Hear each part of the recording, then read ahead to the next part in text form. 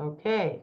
Well, welcome everyone tonight to our extended learning calls with the North Dakota EHDI project. I'm going to let Tori introduce Nicole and what we're going to learn tonight. Hi, I'm Tori. I'm with North Dakota EHDI as a family support coordinator. And tonight we have Nicole here from Parent Infant Program with the North Dakota School for the Deaf, and she's going to tell us all about that. So, Nicole, take it away. I am not doing this alone. I could pick on any other of my team members on here, I'm sure, but Tammy is also going to help me a little bit with some pop quiz stuff that she has developed for another PowerPoint that we put in here for you guys. And Linda had a big help in this as well. So it's always a team effort with us. It's the seven of us don't do anything alone, I don't think. And now we've pulled Renee in, as Tammy was alluding to earlier. They had her over, and I'm thinking Fargo today. Yeah. So, okay, I have to Nicole, share. I went very willingly, just FYI. We love having you. I haven't used you forever, Renee. I haven't had to bring you in. I remember when Carol and I took you out to Williston with us, and it was super fun. It's always nice to have you join us. Thank you. Feelings mutual. Okay, I'm going to share this PowerPoint. I don't know where it is yet, so let me find it. You guys can see it. In the beginning, there we go. All right, so that is our parent-infant program. To introduce us, this is the school. We are a component of the North Dakota School for the Deaf under DPI. I just want to briefly touch on, we'll focus on PIP services, but I wanted to make sure, sometimes it gets very confusing when we say we're part of the School for the Deaf. People aren't always understanding, well, you're at the school. No, we're not at the school, but we are part of the school. And then we service, I'll give a plug at the end. There's an article that just launched at 6 o'clock tonight on KXNet. .org, I think is what it is, but it was about something we're doing with a program nationally. And even the interviewer, when we were trying to clarify, he said, okay, one of the students that talked, he said, okay, she's at the school for the North Dakota School for the, no, she's not. She's out in the mainstream, but we have kids that are in the mainstream that we work with as the teacher of the deaf consultants, but we do comprehensive assessments for them in different areas where they may not have a teacher of the deaf. Educational programming, this is Wendy in her classroom. It's at the school in Devils Lake. And we have our parent infant program that we will focus on as the discussion is for this evening. Our school age consultations that we do, like I mentioned before, comes along with usually we start with assessment and then we give consultations and we follow along and help support those programs and those educators that are working with kids that have any hearing differences. We provide some sign language instruction. Ashley, who's on the call, is in this picture down here, and she works a lot with our families who are wanting to learn sign that she can do via Skype. So she might, it's very unique and individualized to them, so that if they say, I'd like to learn how to sign brown bear to my child, Ashley can Skype with them and help them out. Or I want to learn the signs for bedtime routine, and it's focused on what they'll actually be using rather than them having to an ASL 1 course or something that would be just general vocabulary. We have our summer camps. Linda's over here. I can't see if there's any other, oh, Ashley's over there. And then a ton of kids looking like they're having a blast. And we do workshops and educational services. That's Jerica, who was on the call. She gave a very informative presentation for our families last year at our family learning event, which is coming up again in May. So there's a big plug for that, and show and share with all the families that you may come in contact with, because it's really great. And we have Janet DeGeorge coming this year. What is not on here is our Deaf Mentor program, which is Linda and Kale, who have been trained on our program, and it's newer to our program. We look to expand it. But what has been happening with that has been really wonderful. We are so lucky to have it. We're very lucky. Kale is going up, and it's a completely different way, more of an immersion way for families to learn sign with their pumpkins. That's our team. Tammy, who's on the call, is over here on the left. She is in the Bismarck area. Jody next to her is in Minot with me. Her and I cover the northwest corner of the state.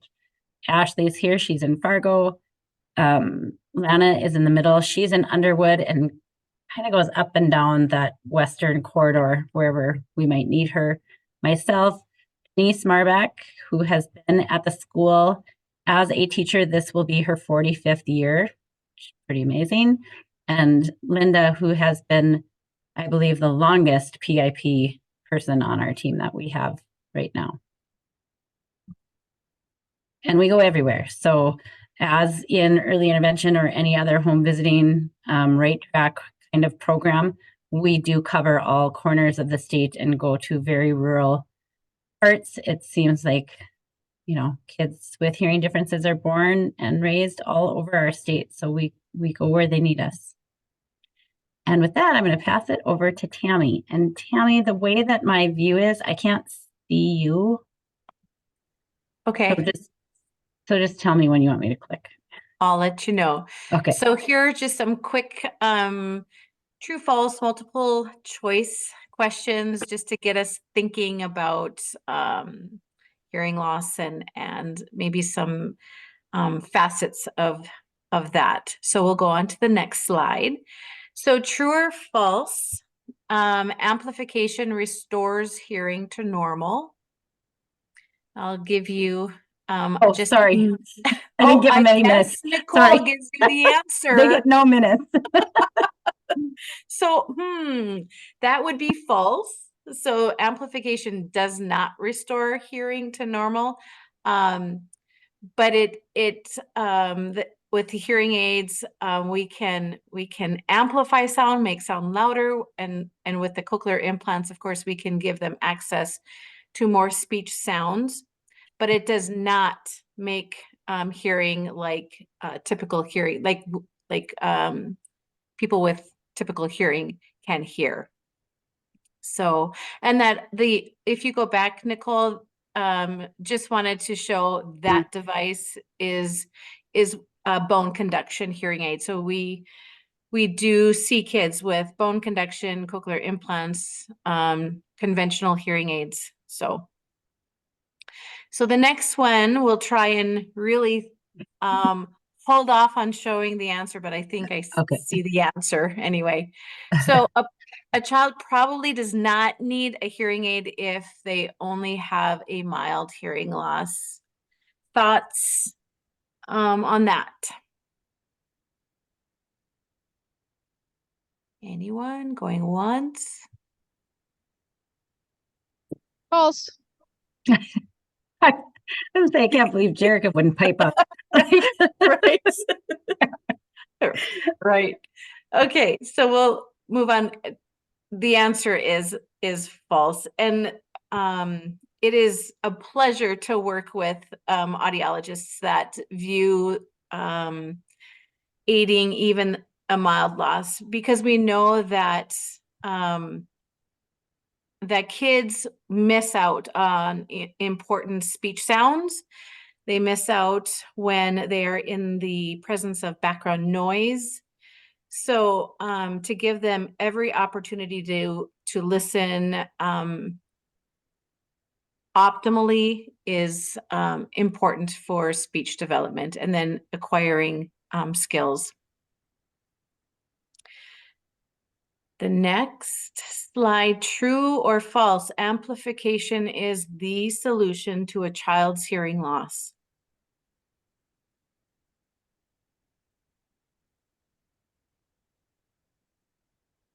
Does it solve it? Does it, that's all? Part of the, Amplification. oh, I should probably stop. No, Jerica, type in. Okay. Can't tell if I'm muted now. Can you hear me? We can hear you. Oh, okay, great. It's part of the solution. Yes, right. So amplification is not the sole The only, solution. yeah. Um, it's there, it's part of, so the amplification and then early intervention with someone who is trained in the area of hearing loss for birth to threes. So it is an important part of the solution, but not the sole solution. Absolutely. True or false? A child who responds to sound doesn't have a hearing loss. Like he turns to his name or right. Yep. So even if a child turns to his name and you call behind their back and they turn, doesn't mean that there is not a hearing loss. I've seen it, we've all seen it, where kids may look like they are hearing, and even today, I'll just bring in a story that a student I was working with, I asked a question and he answered correctly before the interpretation of it. And it was like, wait. Did he hear me? Or was this again? So even I am like, I question, but I do know that he needs the interpretation. But it's easy to think that because he responded, he's hearing something. So even if they respond, there can be still a hearing loss. So the next one, late diagnosed hearing loss is the same as being born with a hearing loss. Is the effect the same? Come on, Jerica. I would say no. Well, I feel like it might depend. It depends on like how bad it is once it starts and how long it goes untreated. This is a tricky question. I think false. Yeah, I put false. Oh, you mean like, I thought you meant like the impact of it. Well, the impact can be different. When you think about language development, those that have a late diagnosed, if you have a late diagnosed hearing loss, you have some brain, your brain remembers that language, that speech. So So that's different, Tammy, because when you say late diagnosed, sorry, we might have to change the lingo on this, because I'm thinking, like, if you have a 3-year-old that was born deaf, that wasn't identified, late diagnosed at 3. So, but the way you're saying it, it's post-lingually. So they post-lingual, acquired. yeah. Yeah. Yes. So we just have Yeah, to. those are different. Yep. Yeah. So post-lingually and pre-lingually, yeah, the effect is different. Yeah. So we will change that. I don't know where my reading glasses went. I gotta make a note here. Oh, there they are. Okay. Okay, moving on. Yes. And then increasing the volume of amplification will help a child understand spoken language. False.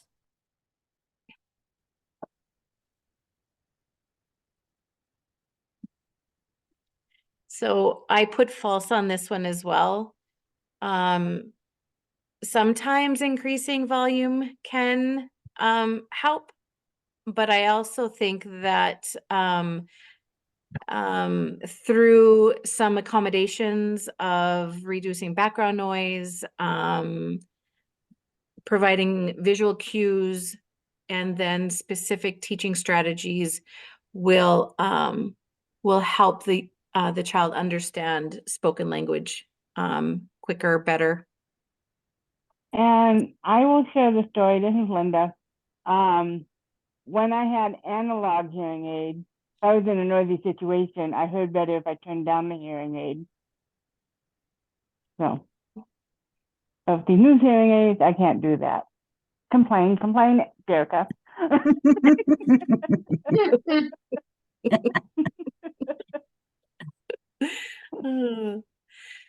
Linda's always the exception to what we think. Yeah, Linda. If someone is exposed to loud noise over a long period of time, permanent hearing loss can occur. True. That Oh, oh I'm missing the, the answer. just that give the is answer true. because I hit it on accident. Sorry. That is true. So yeah, and I forget. I need reminders, but I can't remember how many minutes it would take for that damage to start. I can't remember right off the top of my head, but it's not long. And Jerica may know, Nicole may know. Oh, I don't know about minutes. So like, I mean, sometimes it's instantaneous, the damage, the hearing loss. And then for some people, it just kind of progressively compounds. I think it depends on how loud it is and how long you're around it. Right. And this is the answer to a question. The question is, we are not able We're- to determine, but just gave the answer right away. Right. Actually, Let me There. see. Okay, we are not able to determine if Yeah. babies have a hearing loss except by startling them with banging pots and pans. there. False. We do have some really good tools that we can evaluate the hearing of even the newest of babies. So, and an example would be the OAE and even the ABR, but there are others as well. And we can send babies home from the hospital with a great idea of what their hearing acuity is. And teachers, here's another question here. Teachers of the deaf, hard of hearing are general education teachers who sign. False. Thank you. Yeah, right. We'll go, yep, there we go. So we do have teacher licensing. We are all teachers, but we have further education in language development, the effects of hearing loss. We are special educators, so we know how to adapt and modify curriculum to match our students' level. So we also are knowledgeable in literacy and how to teach literacy to deaf and hard of hearings, which is a huge area in our field. So we are teachers. We are special education teachers, but more specifically, teachers of the deaf. I was just saying, it is a real thing. We just It didn't is real. make it up. Yeah, it's real. Right. And the final one is a multiple choice. Your ears, A, collect and pass on sounds. B, send signals to your brain. C, help you keep your balance. D, all of the above. D. You are correct. Well done. Tammy? That was just a little bit, I'll reference some of those slides because I think the main thing when I look at those and some of those questions is these are questions. I think because I know the population of the people that are on this call, a lot of those questions were already known. But when we work with parent-infant program families, these are questions they did not come to the table knowing what a hertz and a decibel was and what an audiogram is. They do not know that there are teachers of the deaf. They do not know the difference between a BAHA versus a cochlear implant. And some of these questions I had a visit yesterday, and some of these questions actually were discussion topics in our visit with their newly diagnosed infants. So those are just some of the beginning starter things that we start to cover with families. We are very focused in the parent-infant program, providing information that is through the telescope of looking at hearing differences and the impact of those on their child. So we in the parent-infant program can provide services in North Dakota birth to 5 years old. That's North Dakota Century Code. Typically, we are doing birth to 3, but when they transition, which we'll get into a little bit more, if they transition into a Part B program or a school age program when they turn 3, we can either continue, depending on what that programming looks like, we can continue to see them home-based, or we can continue to see them within their programming. Structured services and delivered by our parent advisors on our team. Again, parent-focused, child-driven, and in the natural environment. In the natural environment, we go into daycares, we go to grandparents' houses, we go in their homes, wherever it might be most convenient for that family. And our number one goal is to assist families in having their child who has hearing differences acquire a solid language base. We have no bias. We don't care what that language looks like. It can be a continuum, it can be a combination, but whether it's spoken language or a visual language, we just need to get language in.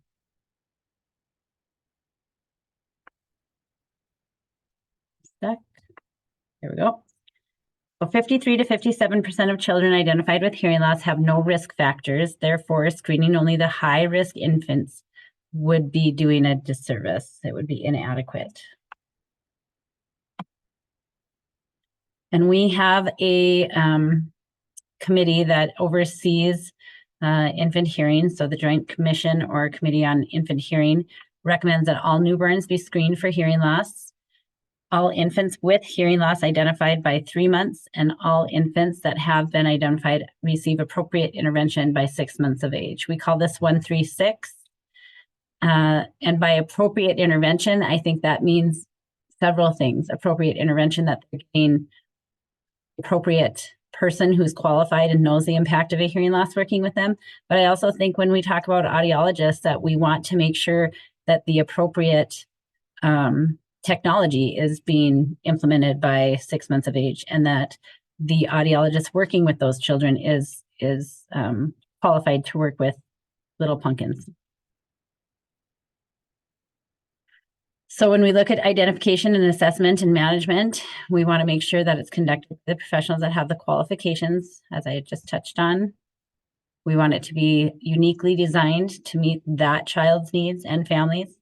Linda, Tammy, looking to see, you have been doing this longer than I have, for sure. Denise, I think if you, like anything else that they say, if you've met one deaf kid, if you know one deaf kid, you know one deaf kid. Like, I don't know, this is almost 20 years in this position. None of them are the same. And we can't compare kids by their audiograms. We've had kids before where they side by side have the same audiogram, and very different kiddos. And we want to make sure that we're collaborating with the families and the professionals that are working with these kiddos. I think that's the best outcome that we see. It's just a nice little graph that shows the impact of early intervention. So if you follow the 136, you can see that they have better outcomes.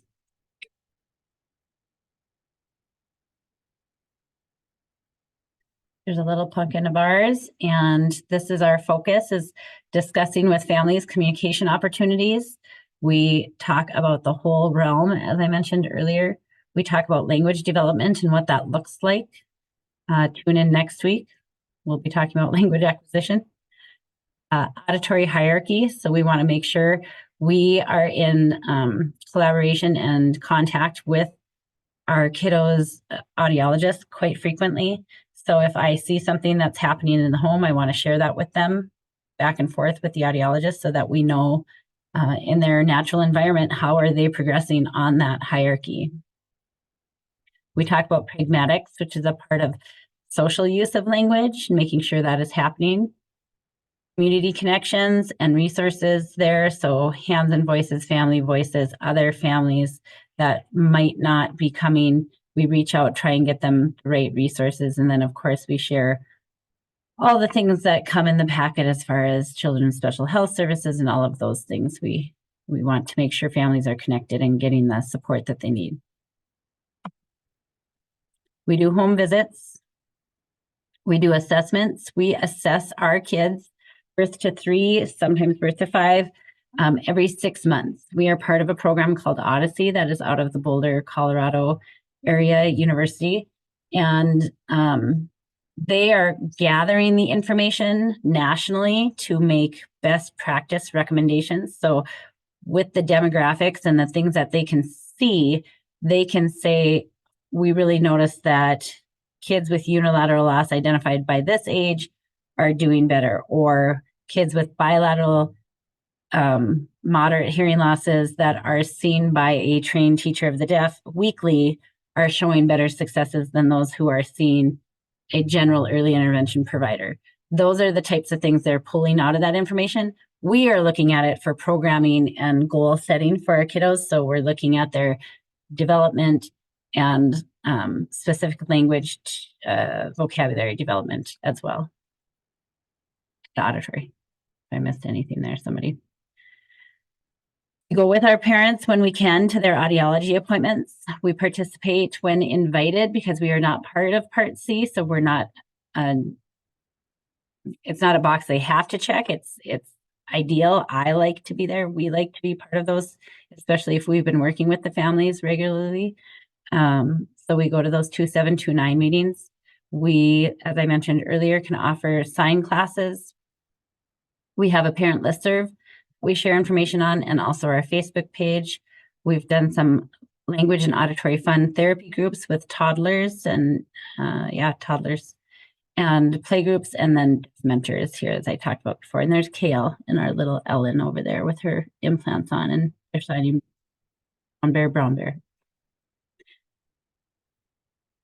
The difference between EI and PIP, and I think it gets confusing, we do run parallel to each other. We get the referrals at the same time when the system works, when babies are identified and they're put in, and everybody, the professional contacts are put out the way it's supposed to go.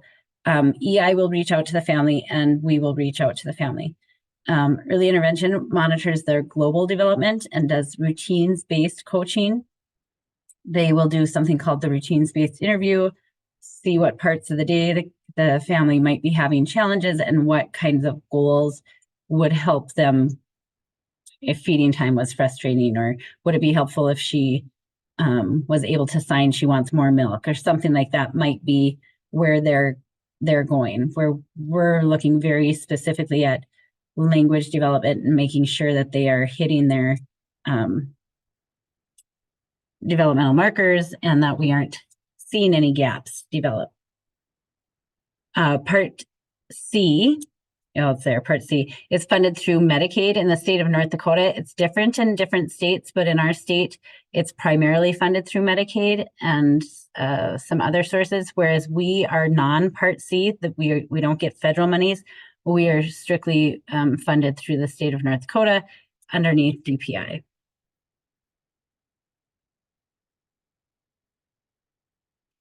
As Tammy touched on, and the teacher of the deaf is a real thing. Our whole team is trained teachers of the deaf, and we've gotten specific training in curriculum that is used specifically and only with kiddos that have hearing differences.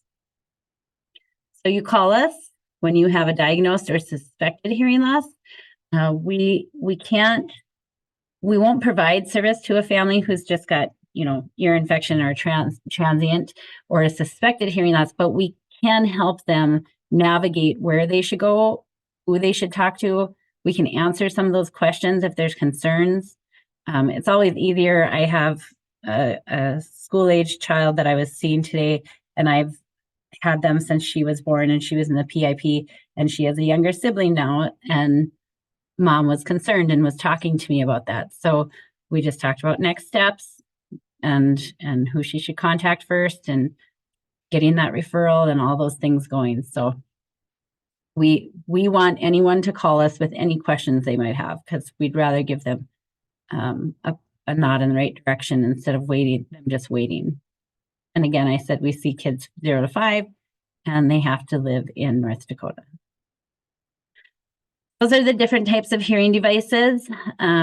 Traditional hearing aids you'll see behind the ear, the cochlear implants, which on Ellen's picture, my slides, her implant is just this small circle piece that's on her head. She doesn't have the large processor here.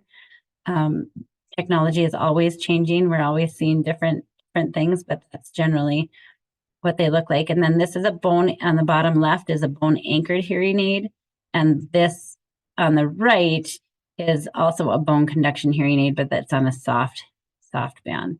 And that's conducting sound, eliminating whatever the issue might be in the outer or middle ear. So it's putting sound into their cochlea, which should be working. Amplification does not restore normal hearing. It's a conversation and an ongoing conversation we have to have with families. So our school age outreach, and that's where it sometimes gets a little confusing. We still continue to see kids through their graduation. Our 7 people on our team, so we do our PIP program, but we also support any kiddos that are out in the school districts that may not have a teacher of the deaf, but sometimes we are still supporting them when they do have a teacher of the deaf. Teachers of the deaf are, for lack of a better way to say it, a dying breed right now. We need more. School districts who have several kids with hearing loss won't maybe have one in more rural communities. And so we go out there, but even what Tammy and Renee and Linda were doing this week, they're supporting a school district because we're helping the teacher of the deaf there too. So we are, we're kind of all over helping as many people as we can. And we are proud that NDSD provides these services. I hope and will fight for as long as I can that this is part of what is being offered in North Dakota. We are very fortunate. We hear that when we go to national conferences or have calls. We are a unique group that has teachers of the deaf that are working with these kiddos.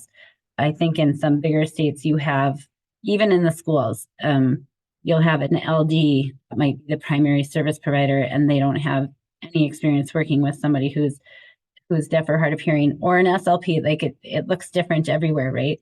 And in the early intervention years too, some states will do the trainings that you, like a sky high training like we've done, and that's great to have parent advisors that have that. Many states do not have teachers of the deaf that see their infant population. So we're lucky. These are all of our offices, and that's how you find us. Those are our phone numbers, but I think we're all on a lot of email threads, and you can always email us or give us a shout. I feel we've gotten really good at just being in touch and texting and emails and things now. So call us if you have any questions at any time. Are there any questions? I kind of went over a lot in a short amount of time.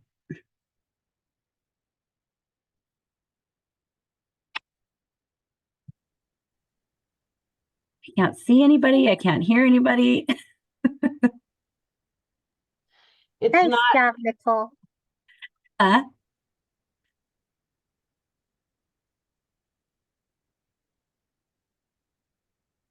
can see. Mhm. This is Kale. I'd like to make a comment. I noticed that since the numbers of the teachers of deaf are getting smaller, they're pulling in special ed teachers for that purpose. But there's a big Mhm. difference between special ed and teachers of the deaf. Mhm. I want to understand there's a big difference. Well, I don't know, Kale, if you've noticed in our class, I'm teaching a class through MSU right now, and Kale's in the class, and it's early hearing detection intervention for deaf and hard of hearing in the infant toddler years. But there's 26 people in this class, and many from out of state, different states. And they are in these roles as acting teachers of the deaf. And for the most part, I don't know if you've noticed in some of the comments, Kale, everything I say, all of the content in this course is brand new information to them, which is kind of mind blowing to me because they're already working in this field. And so, yeah, it is very, very different. Thank you, Kale. Yes, I have noticed that, definitely.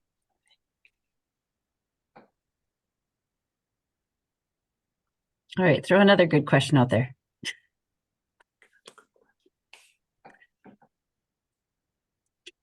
I think you said it, but so next week we have language acquisition with this group again. So hopefully everyone could join that as well. And I will tell you, it's easy for me to talk about PIP. This went very quickly because it's what we do, and we're here, and we just want people to call if you have any suspected anything, or you know of a kid. I have walked into schools to see one kid and I find another one. So that's easy to kind of, sell ourselves and our services and say, this is what we do. Next week, it'll be Lana and I, and that PowerPoint I don't know if we'll get through all of it. I'm still trying to, I've been cut off from sending in more information. I like this. Nope, we cannot add any more. But it's just such a strong, I hope a lot of people tune in. It's a very strong topic that we really do see the impact on language for kiddos that have any hearing differences. So yeah, please join us next week. Can I tell on Tammy and Linda a little bit? Yes, of course. Years ago, not many, Tammy, it wasn't many, Linda, not many years ago, but we had brought Zach up to Minot State for some testing, and Tammy and Linda were students. Well, then I know how many years ago that was. Well, okay, so I didn't tell. Anyhow, you're lucky that you have the team you have. But Zach still, to this day, will talk about how he went up there and got so many toys from Tammy and Linda, because every time he did a task that was, completed, they would give him a new toy. So virtually we're walking out of there with a basket full of toys.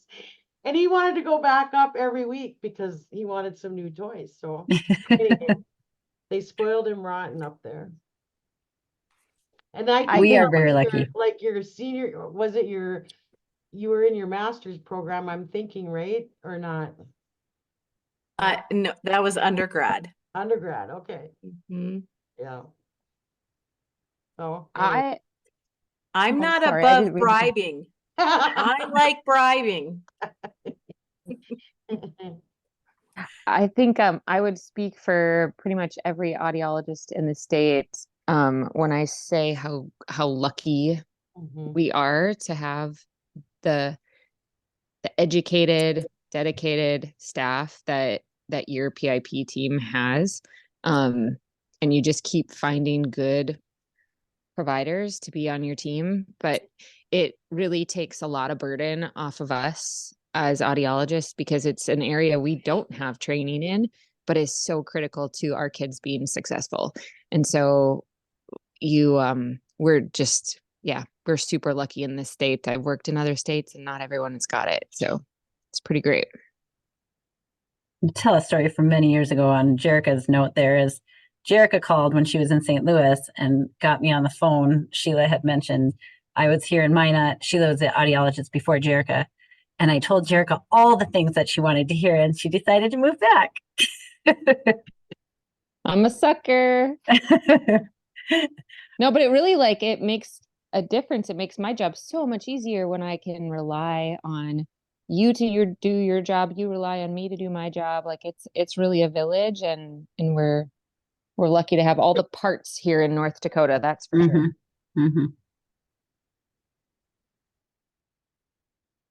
Any other questions or comments at all? Kel, it's nice to meet you virtually. I haven't met you yet.